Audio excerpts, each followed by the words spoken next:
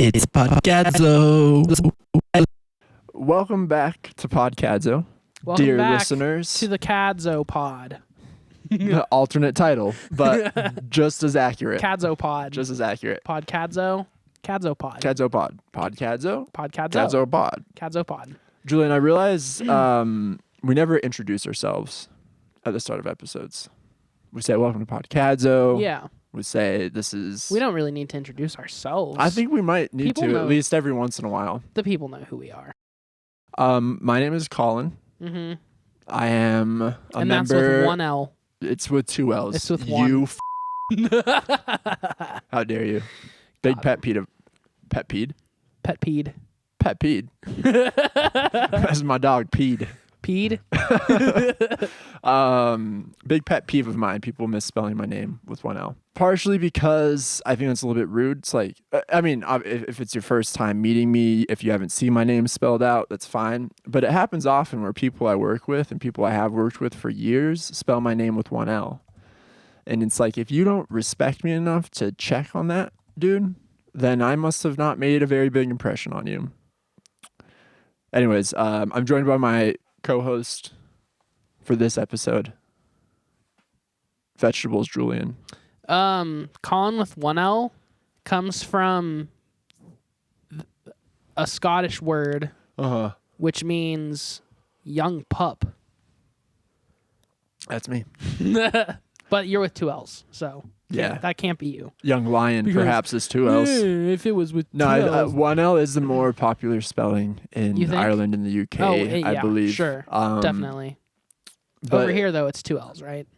I think it's popular? pretty Is it mixed, like pretty mixed 50-50? bag. It's 50-50. Okay. Yeah. So people wouldn't be like crazy to maybe possibly think that your name only had one L in it. No, I don't blame them. It's just like if you know me, if you've known me for years, you know, if you're writing me, for example, if we're at work and you're messaging me over Teams, my name is right there Yeah, that's a good point. on the Teams chat. It says Colin with two L's. Mhm. And then it happens every other time where someone will say, hey, Colin, one L. Like, Maybe they're check it. dyslexic or something. Maybe. That's what I assume of everyone. Just Dyslexic. assume everyone's Yeah. dyslexic. I do like that there are two different ways to spell Colin, though, because it's a nice icebreaker whenever I meet someone else named Colin. One L or two L's. There's this dude on a YouTube channel that I watch, and his name is Colin, Mhm. but it's spelled a totally different way. See if you can guess. I don't know if I've ever C K O A U L I Yeah, N Colin. Colin. I've maybe seen that once or twice. Oh, my But dad's that's pretty calling wild. me. Oh, it's funny. My mom called me last week. Your dad's calling you this week. Hold on. All right, pause. Resume. We were talking about... What we open every episode with, or what you wish Exactly. we did. Yeah. Softcore, of I wish course. we Nip opened only. every Tops episode. off, shorts on. Or chaps are fine too. It's episode Assless. 70, so this episode is clean because we got all of our sexual antics out on Yeah, episode it's just- 69. Nice. Nice. What were we talking about? Names. Oh, yeah, Colin, Kaulin. Yeah. Crazy. It's crazy. Crazy. Yeah, that's people have taken a lot of liberties with the names like Caitlin, Yeah. always out there. What are other names that Michaela's could be a billion. Mackenzie, mostly female names. Anyways, this is Or like interesting. the unisex names, because like arguably Mackenzie could be a boy's name. Mm-hmm. Or like Chelsea is a unisex name. Is it? I don't know if I've ever met a man named Chelsea. There's a I know of famous, Chelsea Football Club. Oh, I was just telling Kelsey about this. That's funny. Kelsey. Get it? Because they sound so... Okay, don't I'll get move on from that. It's not a thing. Anyway, so I was telling Kelsey about this famous race car driver. He's a drift car driver. Well, he was. He retired. But his name's Chelsea Denofa.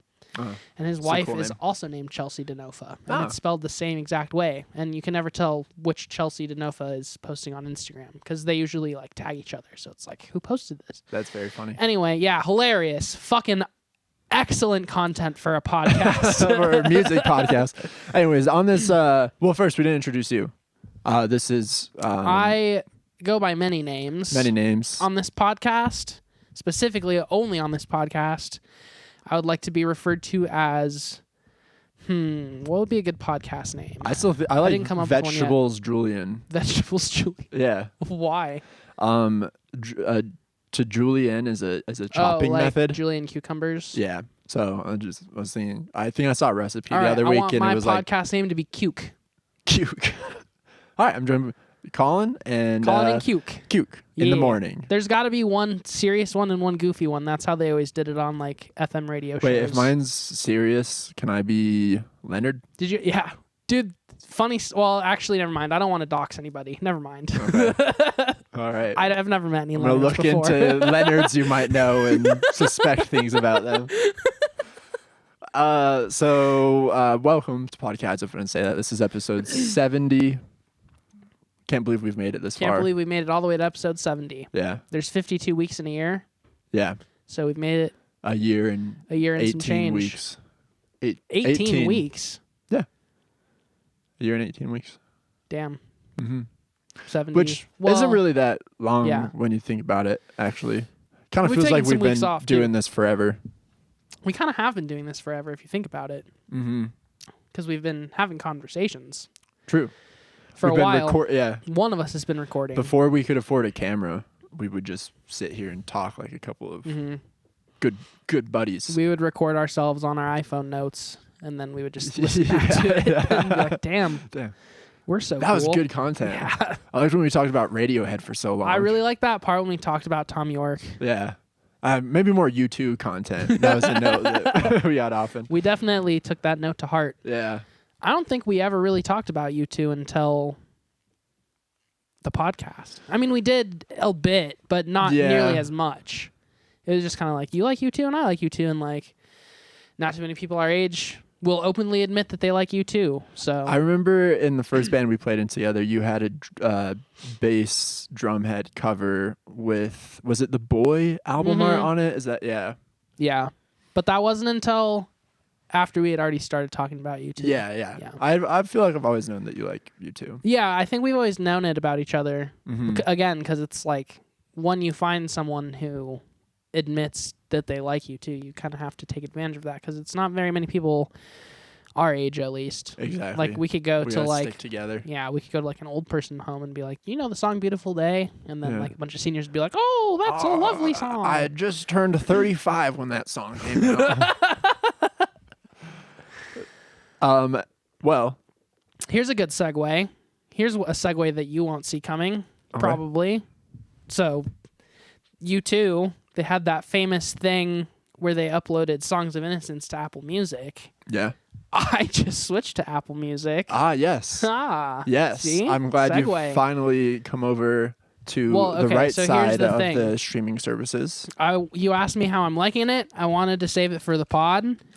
And I won't go too in depth, but essentially, I'm about 2 weeks in so far, and I think that I massively prefer Spotify at this Wow. point in time. I've been staying away from Spotify. Like, I've been using only Apple Music, unless I'm listening to like a podcast.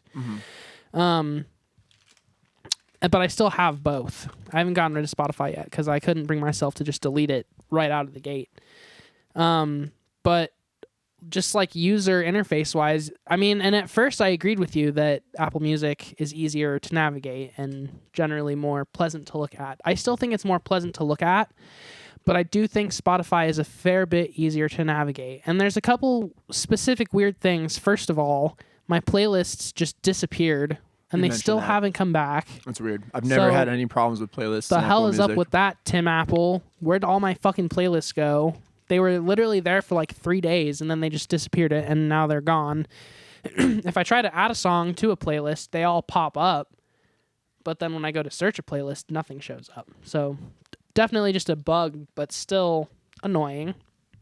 And then the other main thing is like, and granted, on Spotify, a lot of the stuff that I listen to, I had downloaded to my library.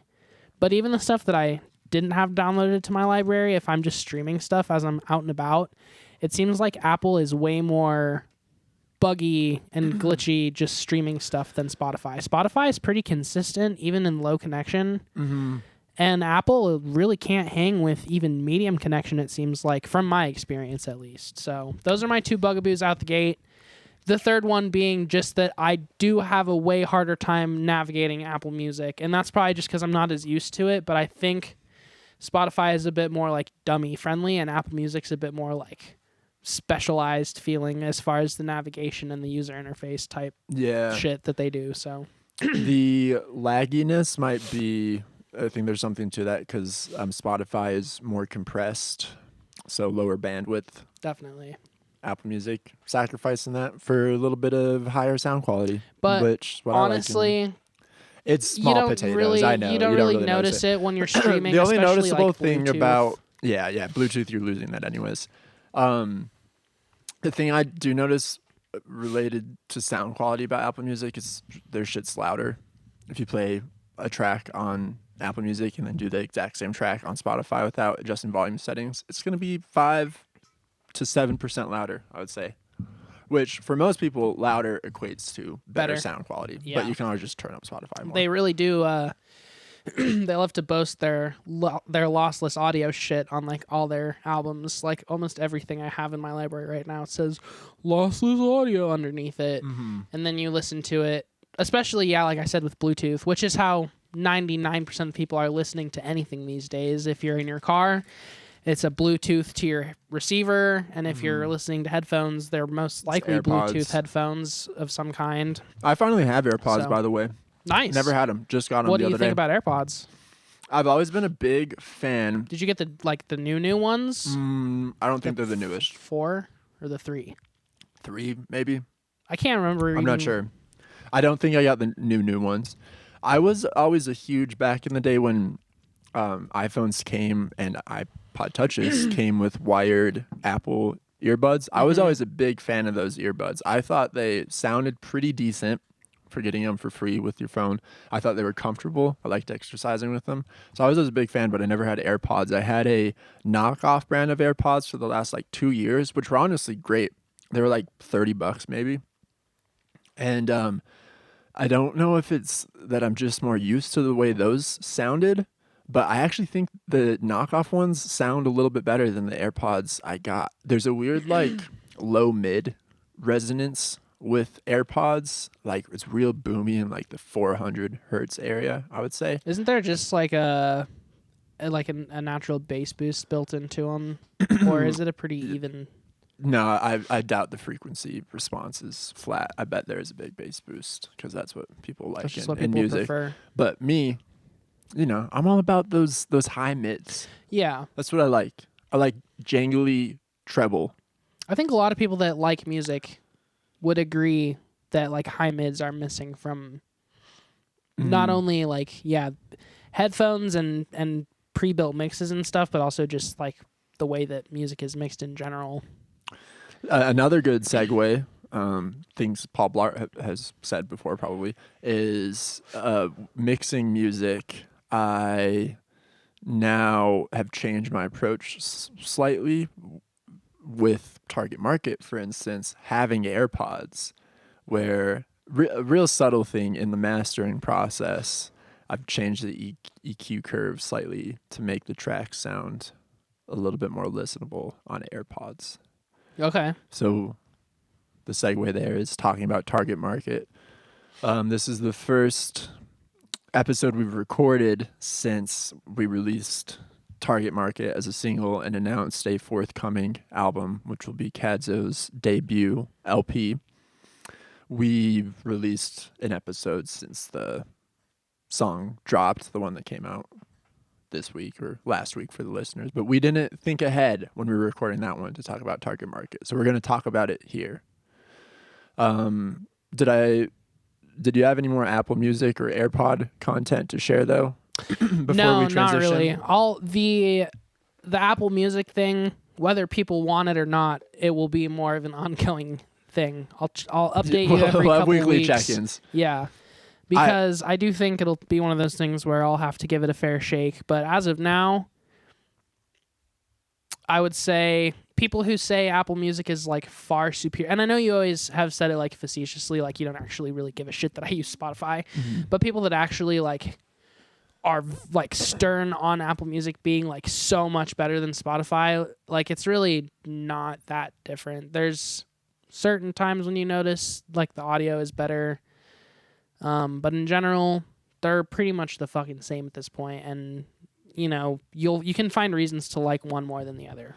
And that goes for Spotify It is as well. funny. It's probably just like a what you know and are used to thing that you find Spotify more user friendly. Because I feel Apple Music is just infinitely more user friendly. I think part of that too is that I'm more used to the free version of Spotify, which is insane. Like, have you ever navigated on the free version of Spotify on your phone? Yeah, it's unusable. Mm-hmm. It's literally unusable, and that's they make you make pay it for that the way on premium for it purpose. to be a little bit usable. But I think that's bad. I'm like, oh, this is what Spotify is. I'm not gonna buy this shit. Like, give the people a little something, show how user friendly it is for the free version, and then I'll be more tempted to buy it.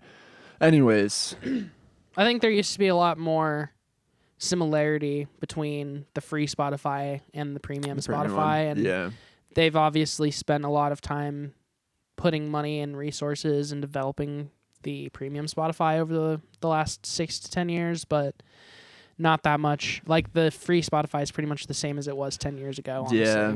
And since Spotify is one of the most like well-known companies on the planet, they're like, people trust that Spotify is good. We don't need to Right. prove anything in the free version. Yeah, which also just fucking sucks because like one of the main reasons why I switched to Apple Music from Spotify was because the fact that Spotify pays literal trash to artists and treats artists like shit, and at Apple Music at least tries to be slightly more equitable towards the artist and seemingly is more user friendly from the artist side. So on that note, I totally agree, but there's a real lack of tools that Apple Music gives you to kind of help promote your music or be successful on Apple Music. Spotify at least has like Spotify for artists. That's and true. they have like tips and tricks on like how to pitch the playlists and stuff on there. Yep. And then as soon as you get a song that starts getting streams, they're like, "Oh, those are fake streams," and then they penalize you and take that song down. It's a full circle. Yeah. I'm not defending Spotify. I fucking hate Spotify. Apple Music, ride or die. It's like kind of a lose-lose. Like really, I feel like still the best way to go about purchasing music and listening to music is just truly buying directly from the artist. Oh yeah, for sure. Using download codes, purchasing from Bandcamp, things of that nature. Buying but on a large physical scale, releases. yeah, buying physical releases. But yeah, on that scale, we're definitely too far past that point to get everyone back on that page. So we're gonna get to target market, but real quick, I'd never looked into this. How like Spotify, I don't know if they've always done this or recently, but I was browsing through Spotify and noticed for like the top, I don't know, a couple hundred artists in the world, measured by most streams, they'll tell you like, oh, this person is 50th in the world for most streams. Can you take a guess at who the number one artist is at this point in time, or at least yesterday? Well, is it T Swizzy? It's not T Swizzy. Okay. She's like fifth or 6th. God damn it. Who is it? The Weeknd. Really? Yeah. Okay, that's not who I was going to guess I would at all. guess Weeknd in the top 10, but he's like number one by a long shot. Weird. He was like 30 million more than Taylor Swift. I thought people were dogging on the new Weeknd. Yeah, pretty hard. I know. I thought he'd kind of fallen off a little bit, but that surprised me. I don't know who like the top 3 are. I knew that Taylor Swift is in the top 10, obviously, or top 5. Weeknd's number 1. I found it actually because I was looking up Charlie XCX, of course, and she was like 50 something in the world. So anyways.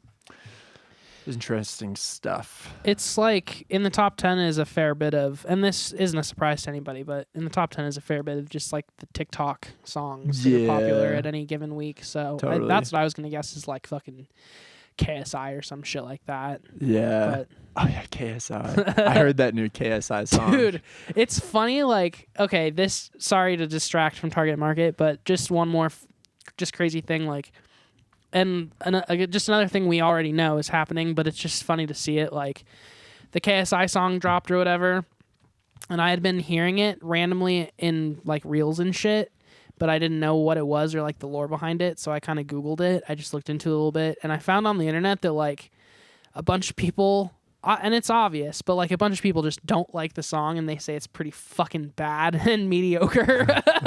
So it's been getting a fair bit of hate on the internet, which is funny. And I felt good about hating it more because I was just like, this is trash. And then a bunch of people who I kind of assumed would have liked it all said it was trash too. So I'm like, all right, we're not fully lost. Like, we can still call trash, and like objectively bad stuff isn't just good because it's from KSI or whatever.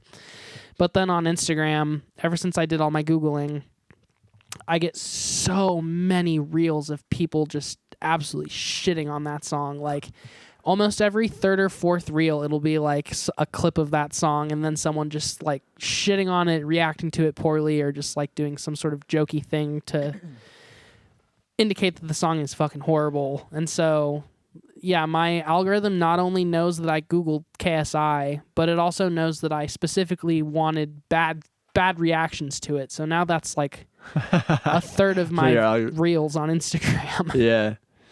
The KSI song is up to 15 million streams on Spotify. It's insane. Thick of It is the one. That's the recent one, right? Mm-hmm. Yeah. Thick of It.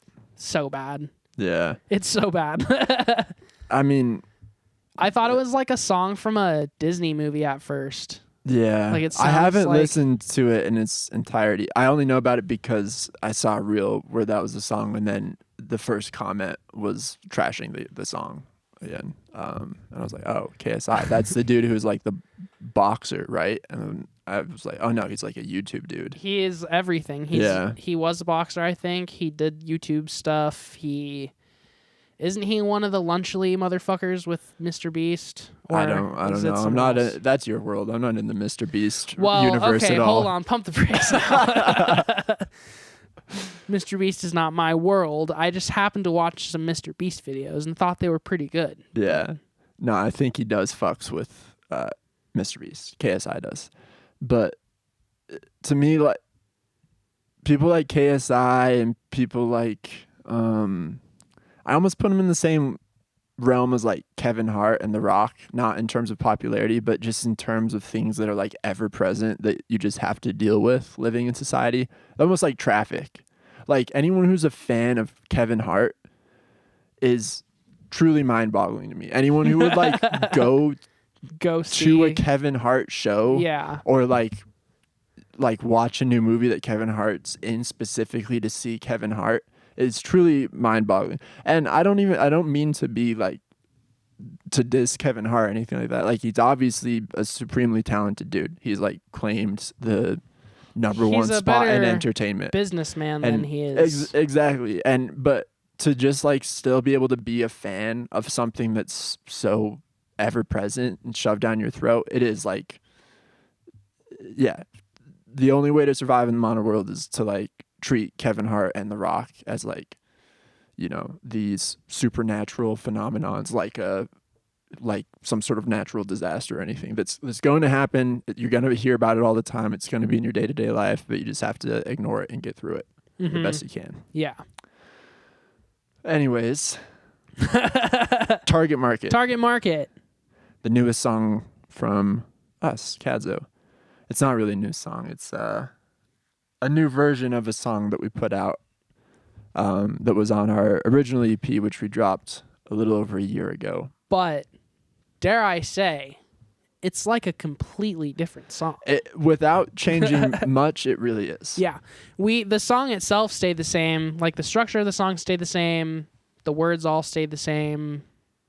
The melody, well, Benson's melody is all completely changed. But, like, the main core of the song stayed the same. But, like, yeah, Benson's part is completely different.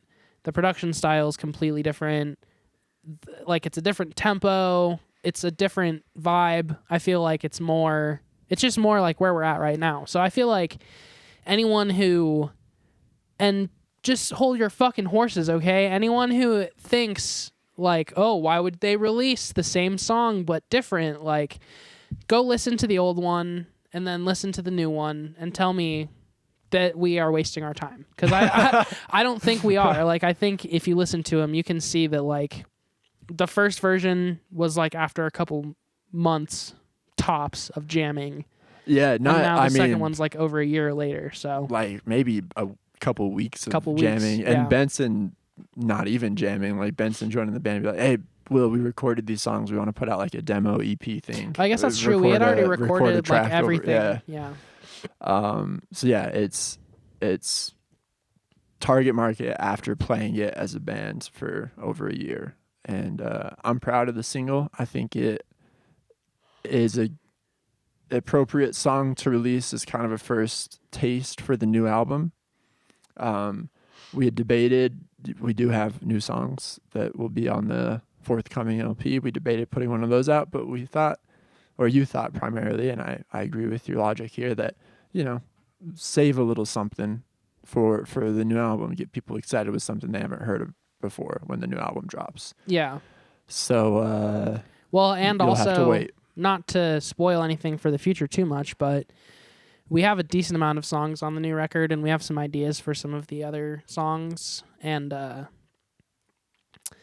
don't know, I feel like we just didn't necessarily have time to build up hype for anything before we wanted to release some new stuff. So now it's like we can release something new that's still familiar, and we don't have to worry about building a bunch of hype up for it because it's not like a brand new thing. Mm-hmm. But it is very different from the first thing, and I think it's also target market, in my opinion, is like a good representation of like the rest of the record for the most part. Like it's got good energy and a good kind of snapshot vibe of like what the record's going to sound like and what it's going to feel like for the most part. Obviously, not every song's exactly the fucking same, but Yeah. It's so funny because you hear albums often where like I can't tell this song apart from another one, and I'm sure to the artists that recorded that, they're like, "What are you talking about? Like, how can you not? This song unless is you're Tommy completely Richmond, different." Tommy Richmond's songs are all exactly the fucking same. Yeah, unless you, yeah, some artists lean into that and like, yeah, it's the same as the other side. You know, it's 12 of the same songs, yeah. But they all sound good and they're all bangers, so it's fine. But or you're DaBaby, and they're all trash. Yeah, and you murdered someone in Walmart or something. I forget how that story went. Something but I like know, that. Yeah. So it's like something I've been thinking about a lot is like, is this something people will listen to and be like, oh yeah, every song kind of sounded the same? Because to me, like, I almost worry in the opposite direction. Like this song is like almost feels too different to me to be like with the other songs. But then I'm like, well, maybe that's just because I'm so familiar with these songs. Like for someone listening to it, is this going to be an album where they're like, oh yeah, I can't really, like, every song sounded similar to me? I don't think that will be the case. I really hope not. But just an interesting dilemma of being an artist, and that's so cock not to. I think we have, or maybe not all of us, but you specifically have a little bit more of a unique experience with these songs because you wrote them all originally and then we also recorded them all once. So it's like we've already been through the songwriting and recording and production process for these songs one time. So now you have to like do it again. And it's like you want to take a somewhat familiar approach because the songs are still the same songs, but you also want it to be different enough to justify doing it and also show people that there's been like growth and development with the material in the last like year and a half that we've been playing it. So I think you're probably so familiar with the material and all the different iterations of the material that, yeah, it would be hard to see it all as one super cohesive project because you know all of the like fine minutia and details of all the songs. And you've also seen where they all started and where they're all at now. I think the cool thing is they're all a lot more similar now than they were originally. Like the first Podcadzo EP does feel slightly like a mixtape where it's like just a few different ideas all together just because we needed to get something released. But now all those same songs from the EP feel more like related to each other and more like connected to each other because I think jamming them as a block and playing them at shows as a block and all that stuff, just the live energy that's been pumped through them all the different times and the fact that we play them so many different ways, I think has like bound them to be more similar than different, if that makes any sense. No, for sure. So- I feel that way too. Like that we've kind of somehow squeezed the vibe of the songs through like the Cadzo machine to Yeah. be a similar form, even though they were kind of like disconnected ideas for the demo, which is partly what we were going for too. You know, like we didn't want it to just sound like any standard like basement demo recording. Right. Well, and I think, not to speak for you too much, but like the project that we came out of, the idea was to have everything be like more or less pretty uniform and maintain a certain aesthetic and be all within a universe. So it felt pretty good to have a project where it was like anything goes. There's no expectations. There's no like specific rules of aesthetic or just production value. So, but now that it's a full length, it's like we want a full length. Yeah, That's going to sound cohesive. Album. Yeah, we don't want it to feel like a mixtape. And I think the new songs that are on the LP that go with the old songs show that it's all the same universe, but there is still like a bit of upward growth. Like the newer songs are a bit more different from the older songs. Yeah, we're becoming more we're definitely moving ourselves. towards something different. So yeah, it's kind of how I've been thinking about it more ourselves. Like, I feel like there is a sound we have now that we've cultivated over a year, and I'm proud of that sound, and I'm glad it's being reflected in the new songs. But anyways, we're getting ahead of ourselves. It would be fun to talk about the album when it does come out. And I think we should definitely have Benson here to speak on some of the process as far as recording the new LP and how things have changed from his perspective on the songs as well. But I do think, just as far as saying that like we've become more ourselves is pretty accurate overall as just like an umbrella vibe of where the songs are going, because Benson leads a lot more now, I would say, and carries a lot more melodic ideas through all the songs, and he also is just a lot more present in all the songs and a lot less like textural, I would say. And then just yours and my performances both feel a lot more like fearless. Like there's just a lot more leaning into the improvisation or the unknown of the songs. So I've recently like listened to the EP that like is essentially, like we've been saying, a demo tape, and it's so funny just to compare with how we play them now and how those songs sound. Like my vocal deliveries were so different and so timid, and I really thought I was going for it then on the demos. Like, and I listened to some of those songs, and I love that EP. Like, it's a cool snapshot of where we were, cool moment in time. I think for like not really having been a band yet and putting that out, it was a good result. Yeah, definitely. And I think it's cool too, like thinking just about the mindsets we were in for the EP versus the full length. When the EP was being recorded and when we were working on, or when you were working on like mixing it and all that stuff, the idea was just get it out as quickly as possible so that we have something to show for ourselves. Yeah. So that we can just start sharing music and hopefully getting shows and whatnot based on the stuff we have on the internet. And now with the LP, it's a lot more like take our time, make sure that we're happy with our parts, make sure that everything makes sense together, and it's a lot less rushed. But I do think that there is a very like unique and cool vibe to the EP because of the way that we kind of pushed through recording it and mixing it as quickly as possible. And like a lot of the parts, for me specifically, I won't speak to like yours and Benson's parts, but like a lot of my parts like weren't done yet. And they weren't really done until like months after we had been playing shows. And I think even going back and re-recording the songs, it was like the energy of the recordings just felt completely different. So yeah, I think that translates. It was a great opportunity to be able to do that, to like have a second chance at recording those songs that are on the EP. And Target Market is of course one of those. So please give it a listen if you haven't yet, or if you have, give it a re-listen.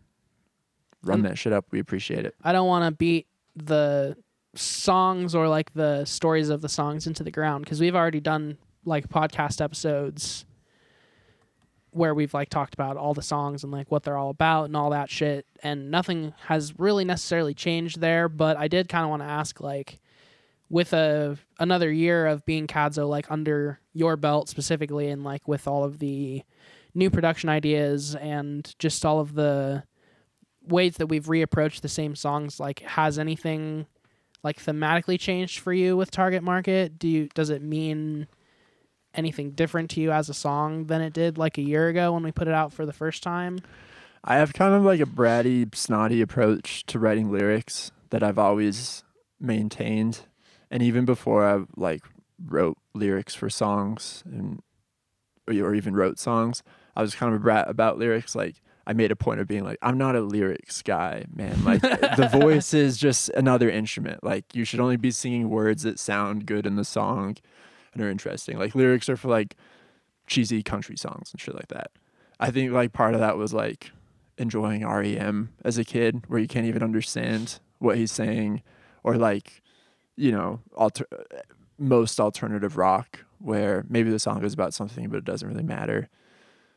Or not to say most alternative rock, but a lot of the stuff I listen to. So I have that approach when I write lyrics, where like people are always like, what's this song about? And not to say I don't write songs about anything. Like, there's always, I'm not just putting nonsense down on the page. There's something personal about it to me, but that'll be my answer usually. Is like, oh, it's not really about anything. I'm just like wrote words that I thought fit well with the vibe.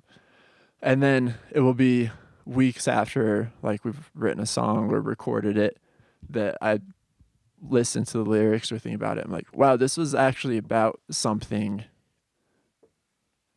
personal to me that I didn't really realize. Or that doesn't always happen, but it's happened with a lot of songs where I'm like, oh man, like I was really down in the dumps when I wrote this. Or wow, this is about this person I know, or it applies to this situation. And I can kind of like Target Market of the songs that were on the demo was the most out there lyrically. That was really a song. I think I wrote the lyrics in like 30 minutes or under, where just, you know, I was recording, had a pad of paper. I was like, okay, this line sounds okay with this one. And now after, to get to your question, now after a year of living with it and singing it, the lyrics mean more to me and it feels more personal. I'm not going to like get into exactly why, but that's what's changed about it to me. Also, like I think when we first like started playing Target Market, it's like, oh yeah, this is just kind of like a conventional indie rock song. And now I listen to it, I'm like, this is kind of a weird song, like both structurally, both sound wise. It's like almost like circus music in a funny way. I love that about it. I'm not saying that derogatorily. I think that's one of my favorite parts about the song. But yeah, like after releasing the song, like listening to it, I was like, oh yeah, this isn't like a conventional, like, you know, jangly indie song. It's kind of different, and I'm proud of that about it. So, bit rambling, but no, not at all. My answer. That's a good answer, and I think, I don't know, the thing that, in my opinion, that translates the most with Target Market is kind of what you were just saying. Like, at first, when we were playing the song originally, and especially like during the songwriting process, whatever the fuck you want to call it, like the idea was just like, it's just kind of like a short and sweet little indie quick banger. Like, it's not too long and it's not too serious. It's just like a lighthearted, fun song. Yeah. But now it's like, I feel like it's gone from like lighthearted and fun to like kind of like angsty and angry in some ways. Like, it was like tongue-in-cheek lyrics about kind of like the stupidity of targeted advertising and all the bullshit of mass consumerism. And now it feels more like I mean, it's still tongue-in-cheek, but it feels less funny, and it's more like guys, like, we're fucking morons. Like, we're being played as fucking fools, and it's less of like a playful energy and more of like I don't want to say punk energy, but it's definitely more of like a straightforward, like, I don't know, kind of angry song. It's not as lighthearted as it was on the EP. And I do also think that, part of that is the fact that you're like closer to the lyrics now, and the lyrics mean more than maybe they would have at the first initial recording of the song. But I do just think it's really interesting. Like a lot of our like lighthearted, fun, quirky songs kind of turned into slightly more angsty, kind of more angry, a little bit faster. Yeah. More like driven, intense songs. And there's still a lot of quirkiness to them, but it's not like, it's less like bob your head and like smile and nod and like, yeah, woohoo, everything's fine. Totally. It's more like, it's less tongue in cheek. It's a bit more serious feeling. So. And that relates like a little bit to what I was saying about how just like even when I think I'm writing a song about nothing, like I can't help but to later on be like, oh yeah, that was personal. And with Target Market, it kind of works both ways, where like I was discovering about something about the song and the lyrics the more we played it, but I also like the more we played it, put a little bit more of my angst and like discontentedness. Yeah, we'll go with it. We'll go with that one. Discontent, I guess you could just say, into the song, and it's very different. Mm-hmm. I also, so outside of vibes and meanings for the song, like music wise, instrumental wise, I always loved your drums in Target Market, but I never, until like getting close to putting it out, realized how much the drums drive that song. And it's a short song, and like a good chunk of that song, kind of like the second verse / bridge part, just like amazing drum fills from you. Thanks. Yeah, I love that part. And it's like, it's funny like listening to it so much. I'm like, okay, yep, standard drum part here. Okay, and then I like listen back to him like, oh, like no, I think someone listening to the song for the first time be like, oh, that's a cool drum part there. So yeah, thank you. I think as far as drum performances go on, I don't want to be reductive, and I also don't want to spoil the rest of the record, but I think I got a little bit more singular vision re-recording a lot of the songs and recording new songs for the first time. And like the EP, kind of what we said was a bit more of a each song is its own thing, mixtape vibes, just trying to show the different kind of aspects of what we're trying to do. And so I think the drum performance is a lot more like all over the place and a lot less singular. And playing the songs for a while and jamming so much, and you know, anyone who's seen us live, and I take this as a compliment. I don't know if it is a compliment, but I'm taking it as one. A lot of people that have seen us live who also listen to our studio stuff, they always just say how different we sound studio versus live, because we have a tendency to like jam a bit more live, and we just change our parts and stuff live. And you know, the songs are breathable when we play live. Mm-hmm. Nothing's like set in stone. So I think a big thing for me was like trying to channel that spontaneity of energy and just doing whatever feels right in the moment for the record, but also trying to come up with like motifs and ideas that kind of bury themselves in the record to tie it all together from a drum perspective. So there's definitely a lot more motifs. There's a lot more like similarity in the parts. I think it all feels more cohesive on the record than it did on the collection of EPs and singles. But I will say, I think like songs like Target Market, all of the like faster songs, there was still an element in the studio / my basement when we were recording it of like, let's make it feel spontaneous in certain parts. And so I think that comes through in a good way, especially on a song like Target Market, where yeah, there's a lot of random stuff, especially at like the end of the song. But listening back again, like the old one compared to this one, like there's just a lot more confidence in the playing from a year ago to now. And the drum parts are less so designed to just be like catchy and simple, and they're more so designed to outline or like highlight the things that you're doing with your vocals or the things that Benson's doing with his keys. And so yeah, I think there's just a bit more like accenting going on and a bit more just like random kind of driven fills to play into like the speed and the anxiety of some of the songs. But yeah, overall I would say I'm happy with the drums on the record. I think it shows that the songs have changed and grown, but they're still like pretty much the same songs. Yeah. Yeah. Speaking of spontaneity, the ending of Target Market is one of my favorite moments, like on any of the songs. And I think you said, like, I don't even remember playing that part, or like, I don't know how to recreate that. Yeah. I remember sitting here watching you record it and be like, oh, that's probably the take I'll use for the ending. That was pretty dope.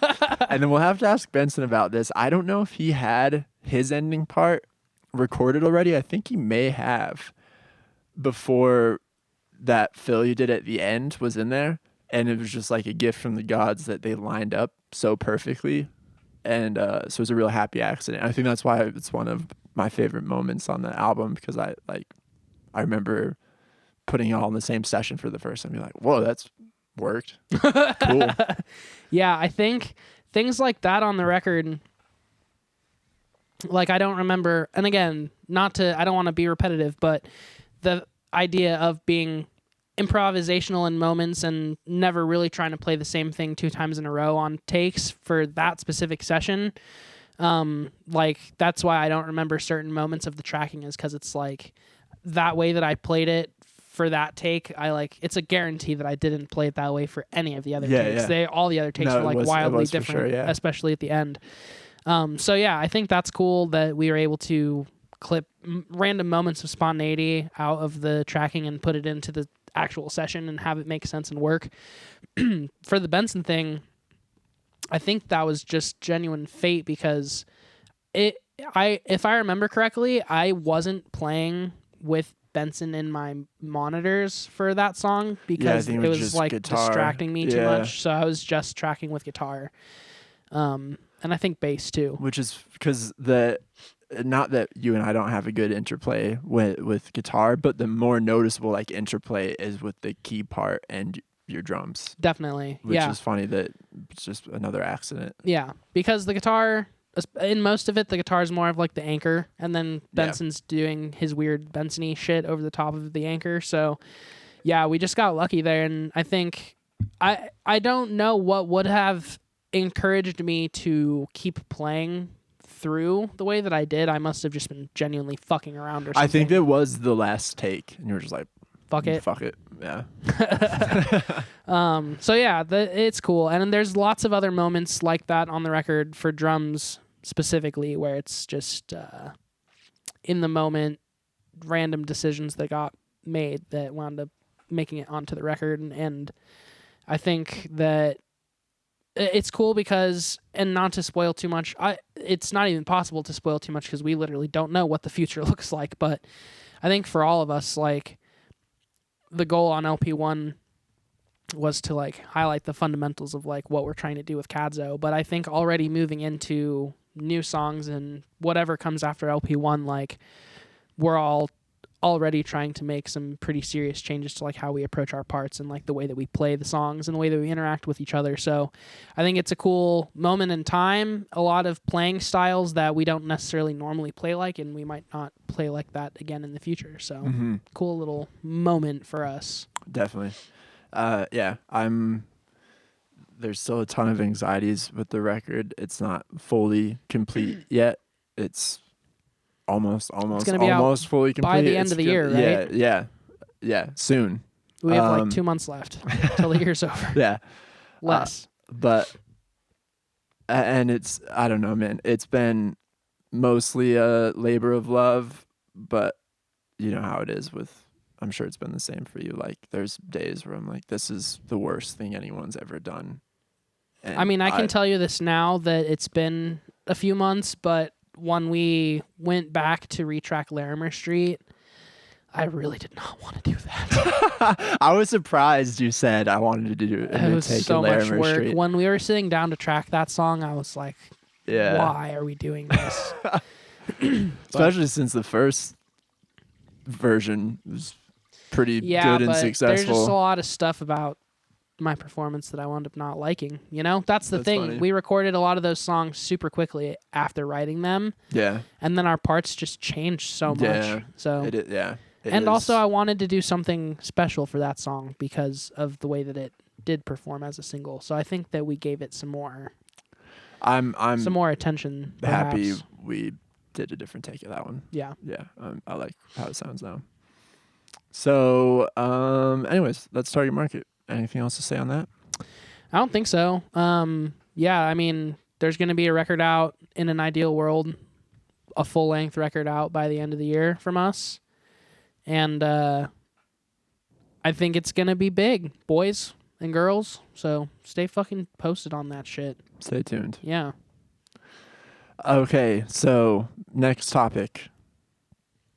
When this comes out, it will be October, the week of the 21st. I won't commit to putting it out a certain day, but it'll be the week of the 21st.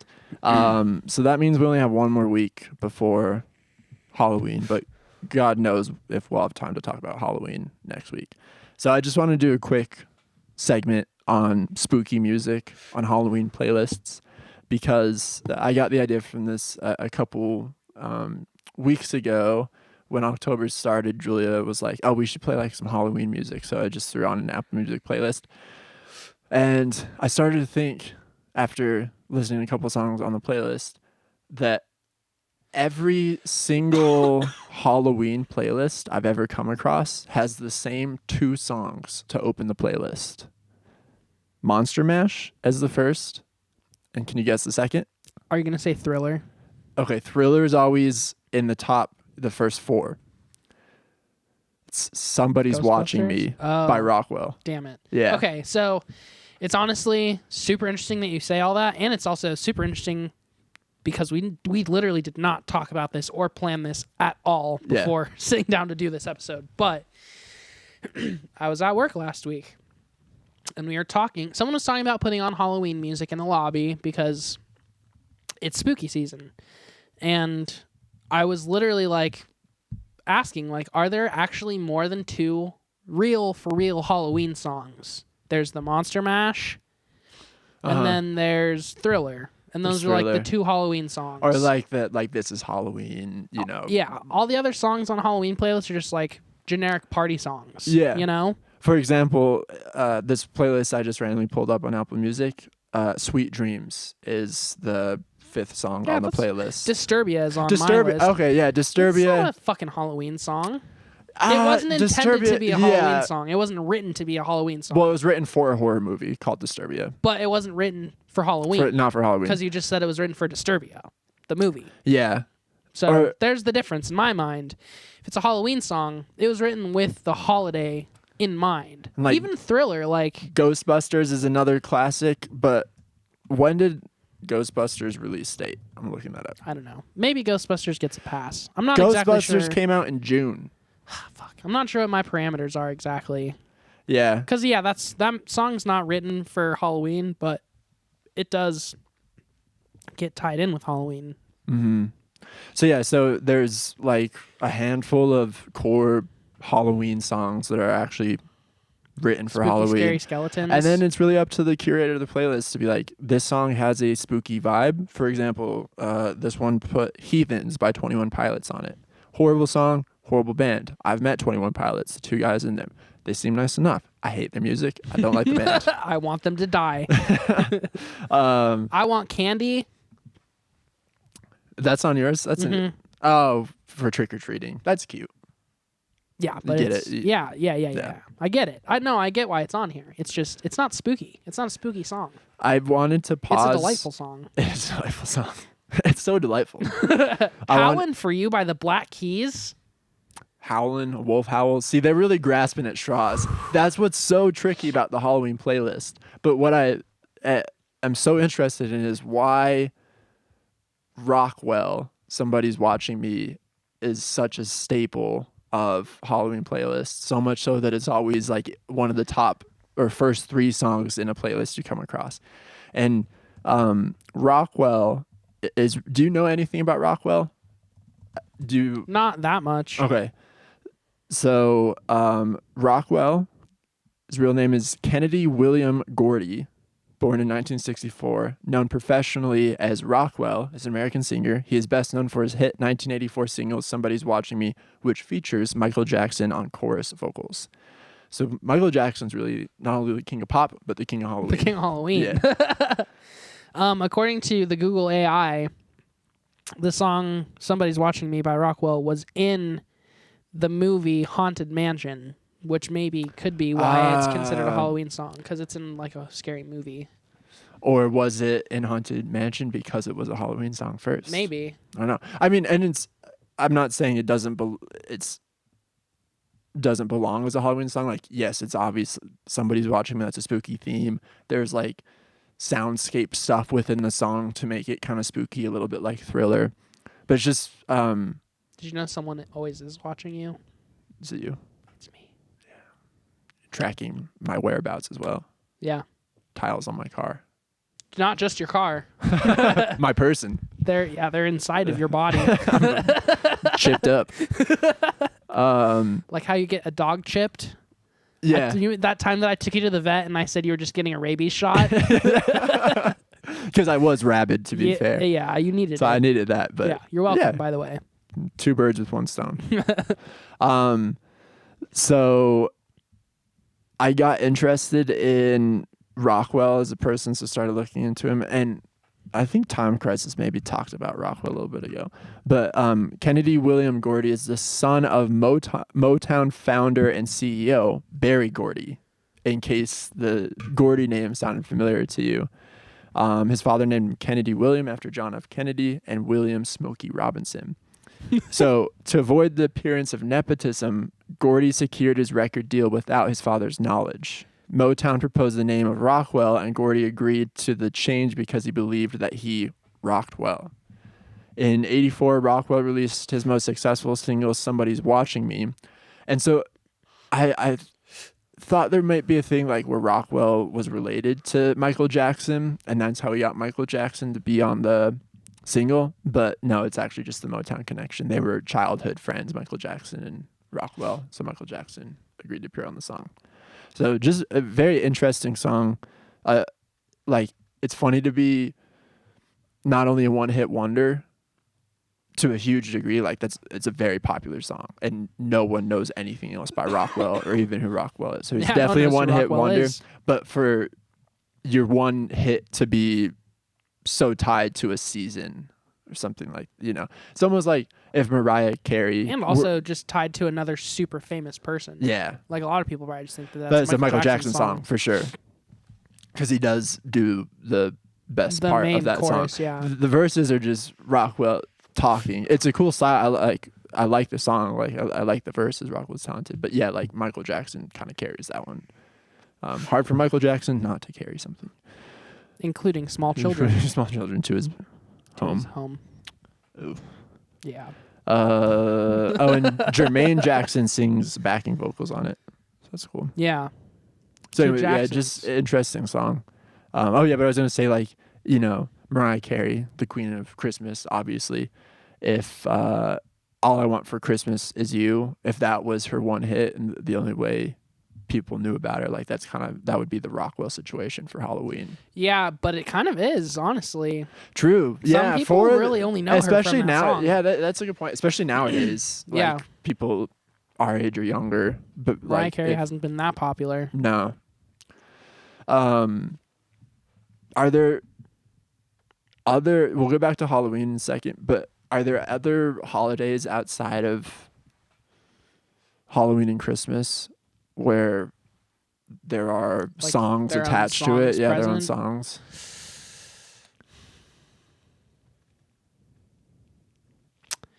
Probably, I mean, probably like religious songs, like Easter. Probably there's like Like psalms hymns and shit. but But- pop music. New Year's I mean, New Year's Day by Hugh 2. I don't think people wait for All the Long first. Syne. People wait all year long for the first to roll around so that they can listen to that song. that's I don't right, think yeah. that's necessarily going on. 9/11 for Green Day. Wake Me Up When September Ends. But that It's a song's stretch. about his dad, though. Yeah, I know, but people attach People it to attach it to 9/11. that. I've never heard that before. People Really? attach that Yeah, to yeah. 9/11. Oh, well. That's what everyone thought. That's what he was singing about, waking up when. Okay. Well, yeah, but that's a stretch. Yeah, That's still no, a stretch. I was just trying to be a smart ass. I mean, shit, it does work in a pinch. Like Probably insensitive to call 9/11 a a holiday. holiday to some, maybe it was. Yeah.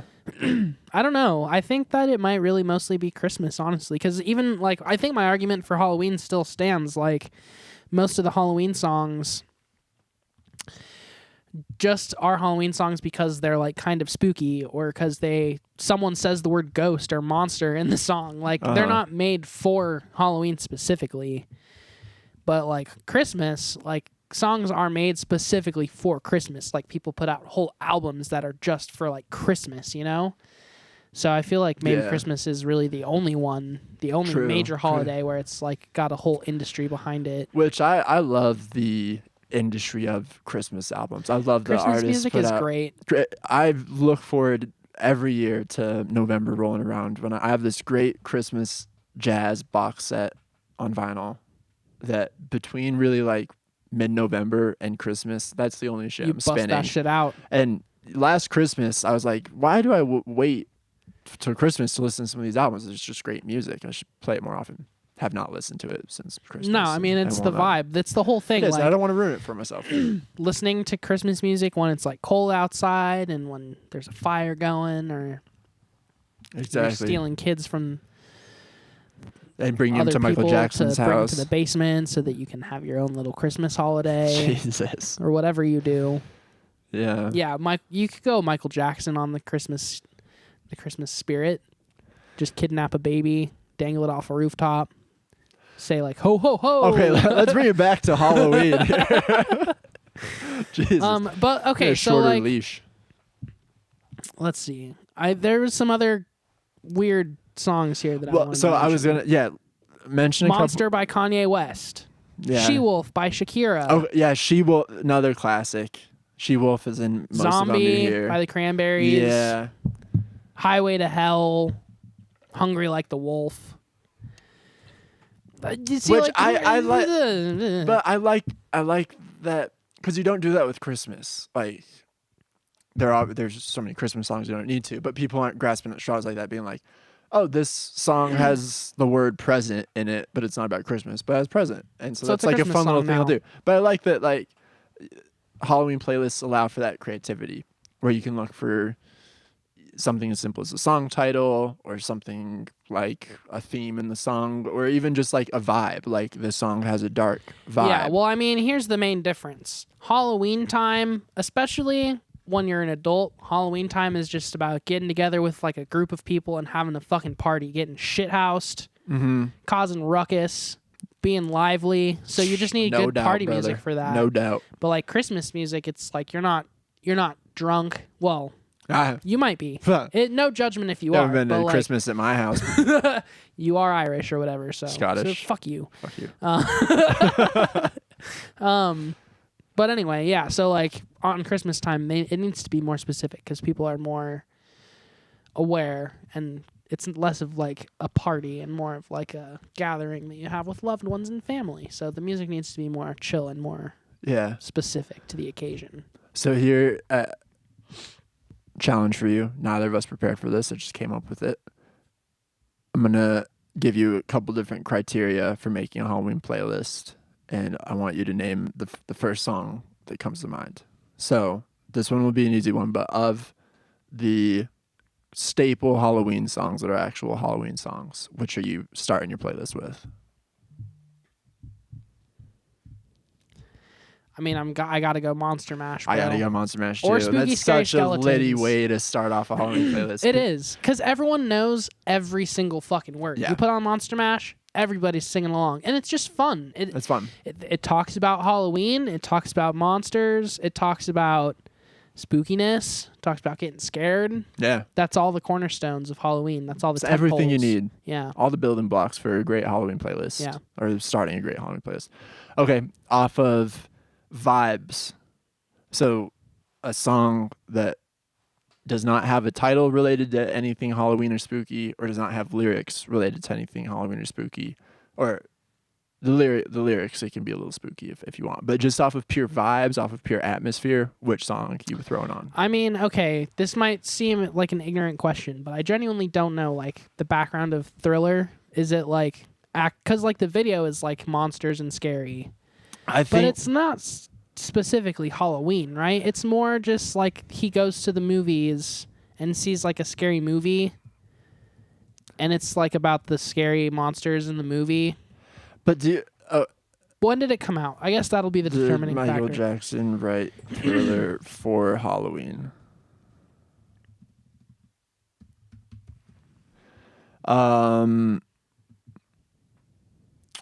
So here's a Vox article.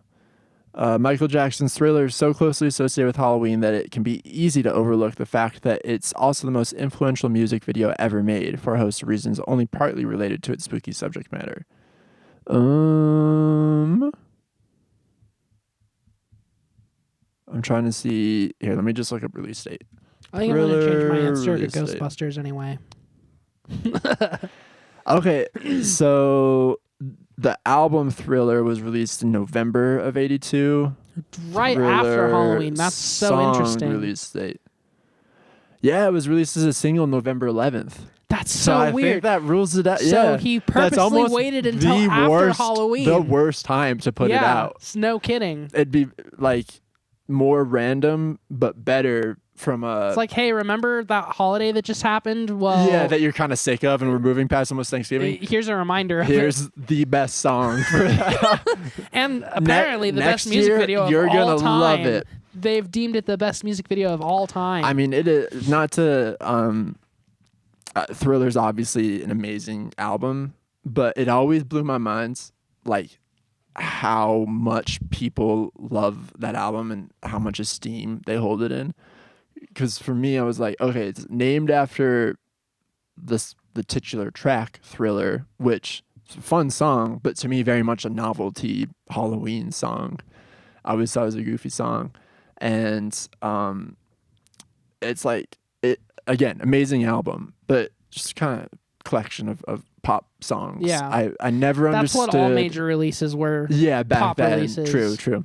But like I remember going into a fancy music studio one time, and they had a very fancy surround sound, it's like greater than 5.1, and like really state of the art shit.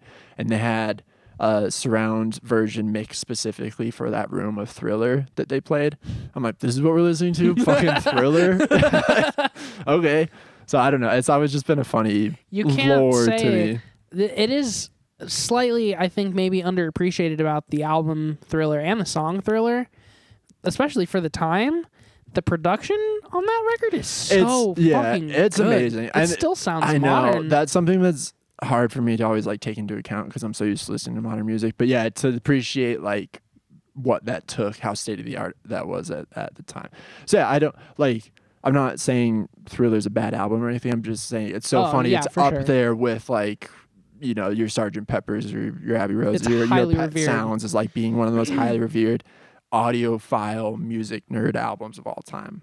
I feel like I have that question about a lot of shit that's like universally acclaimed, where it's just kind of like, why did this get so popular? I mentioned Pet Sounds. I almost have that feeling about Pet Sounds. I love Pet Sounds is one of my top 10 favorite albums, but it is funny like that is like that's the most like cliche like audiophile record douchebag ever. Oh, I have like I've got Pet I Sounds. have 4 different pressings of Pet Sounds. Or like there's that classic Portlandia skit where Fred Armisen plays like a dorky older music head, and he brings someone into like his home studio, and everything he shows me he's like, they use this on Pet Sounds. Like, that's how. Yeah, I don't know. And so I have a few Thriller options. does not fit that criteria because that has a title and subject matter very closely related to Halloween. Okay. So wrong. Try again. I'm going, okay, here's my top three. I'm going Superstition by Stevie Wonder. Ghostbusters, obviously, because it's for the movie. It's not for Halloween, and the movie's not Halloween related. It's about ghosts, so I think that counts. And then I'd also say Don't Fear the Reaper, because I feel like people always play Don't Fear the Reaper. It's like on all the Halloween playlists, but it literally never once mentions anything about Halloween or But it is being spooked. Way spookier than a lot of those other songs. It's about not even spooky though. It's more like killing yourself with your lover. That's yeah, spooky. It's disturbing and dark. I guess it's dark, but it's not necessarily like it's not scary. Ugh. Yeah. So yeah. And everyone always sings along to it so happily, even though it's such a depressing song. Yeah. Oh, okay. But so like, those are great for songs with titles or lyrics that are related to Halloween or spooky stuff. But again, something that's like no lyrical subject matter, or the title's not Halloween-esque at all. What? How is Superstition not count? Like okay, no, that's. But Don't Superstition is an upbeat song. But it's you can not listen to spooky vibe-wise. It's not something you listen to be like, this has an but eerie people production. Put it on, but people put it on. Oh, so it has to sound scary but not be a Halloween song? That's what I'm saying. That's what I'm asking. God damn it. Okay, fucking anything by Sumac. Okay. Yeah, that's one where I was going to. But yeah, anything by Smashing Pumpkins. Something people. Okay, that's a good one. Something people would know. That would like you could play. For example, like I think that's why they put "Sweet example. Dreams" by Eurythmics on this. What would yours be?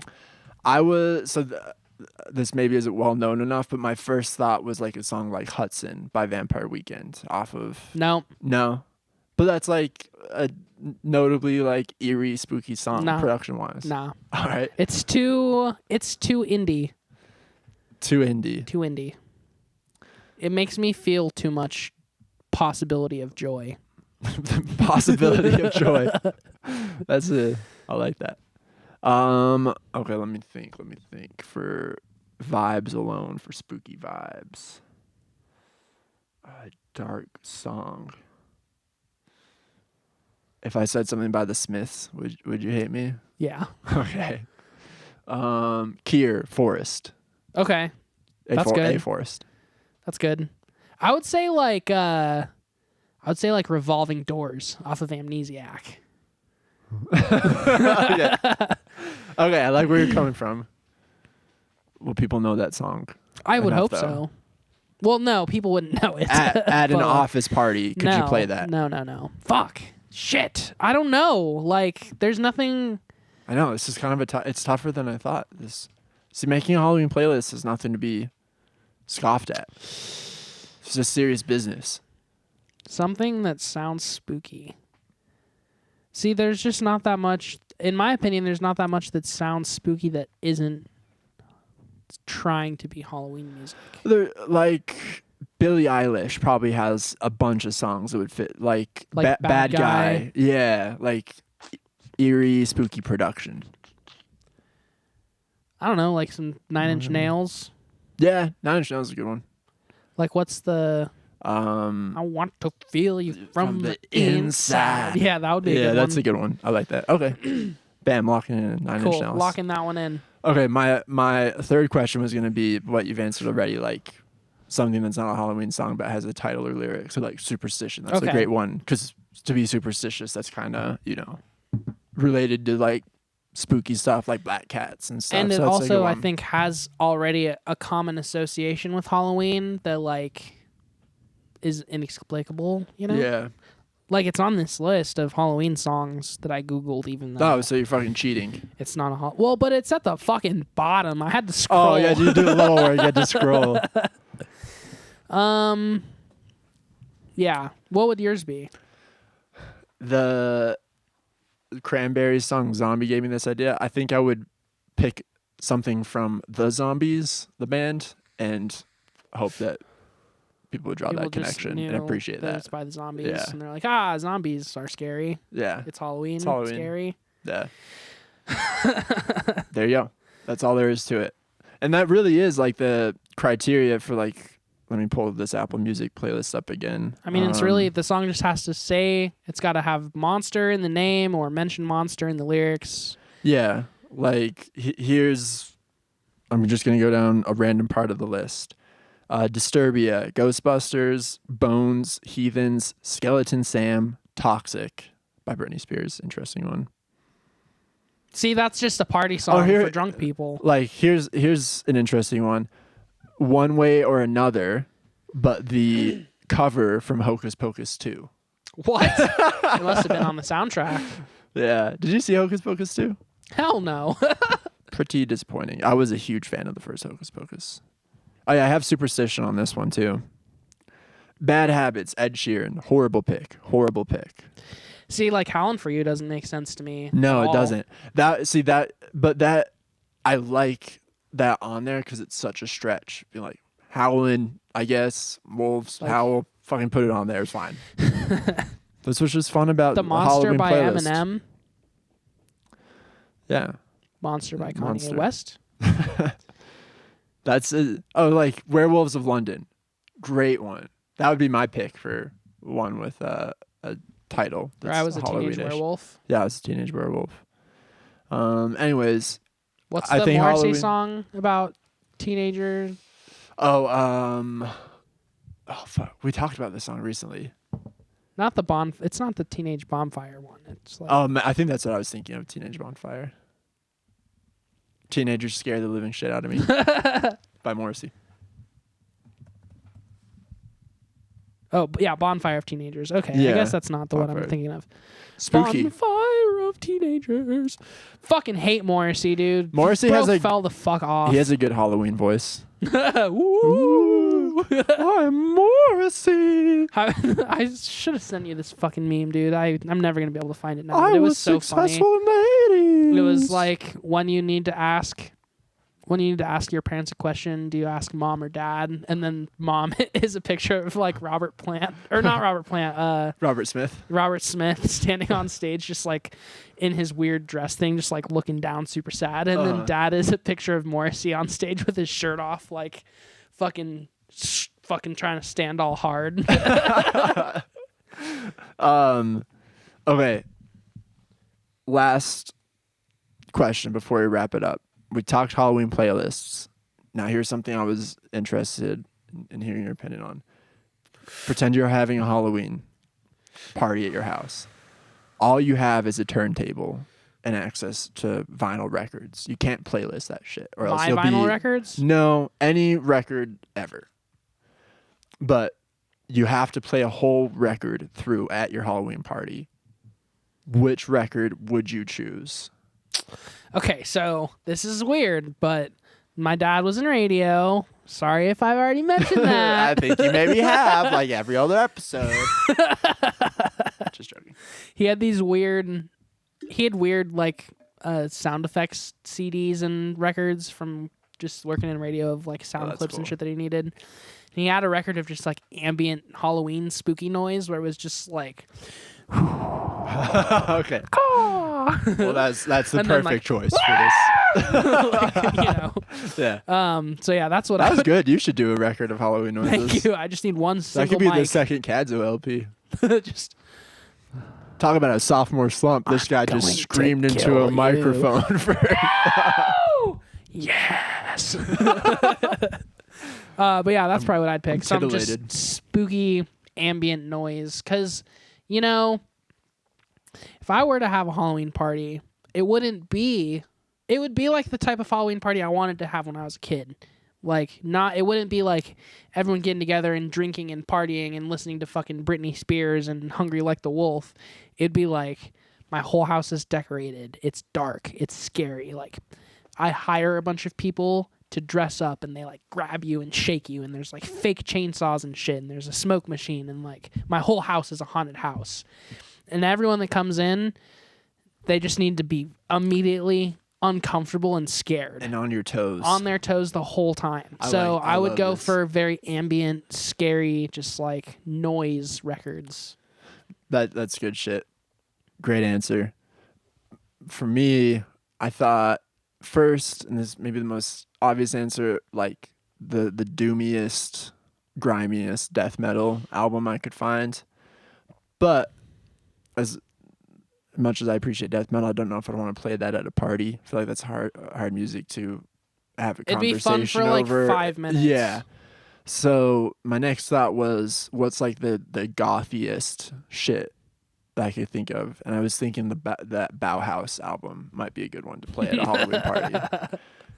It's weird, it's spooky, it's depressing, but it's still enough. It's 80s enough and enough like new wave dripping in there to still be listenable enough for party. So Okay. I think Depeche Mode is my second Okay. pick.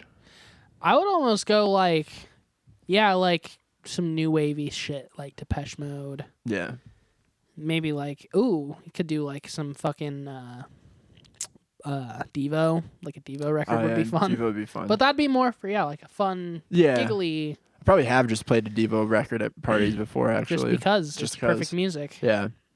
Listeners of this podcast, first of all, thank you. Second of all, we'd love to hear from you on Halloween music. If you have a Halloween playlist that you want to send our way, please do. Or if you have Halloween albums or songs, let us know. Yeah. Also, if you have any pro tips on how to navigate Apple Music, drop them in the comments. Drop them in the comments. If you're Tim Apple and you are stealing Julian's playlists off of his phone and deleting them, yeah. tell us why and stop it. If you have opinions on which streaming service is superior and why, maybe we'll do a little poll. Don't you dare say Deezer. Yeah, don't fuck it. Or Tidal. Tidal, yeah. I was a Tidal user for a while. I've never even thought about downloading Tidal. It was back, when I found out Jack White was part of Tidal. I was like, well, I got it. I gotta support the see boy. what this is all about. Okay. Well, that's what I call an episode of Podcadzo. Perfect timing. I've been your co-host, Colin. I'm Cuke. You're Cuke. No, I'm Leonard. Oh, yeah, you're I'm Leonard. Fuck. I've been your co-host, Leonard, joined by Cuke. Signing off. Leonard and Cuke in the morning. Sayonara, How about that commute, brother? That's a crazy commute. I'm fucking stopping it now.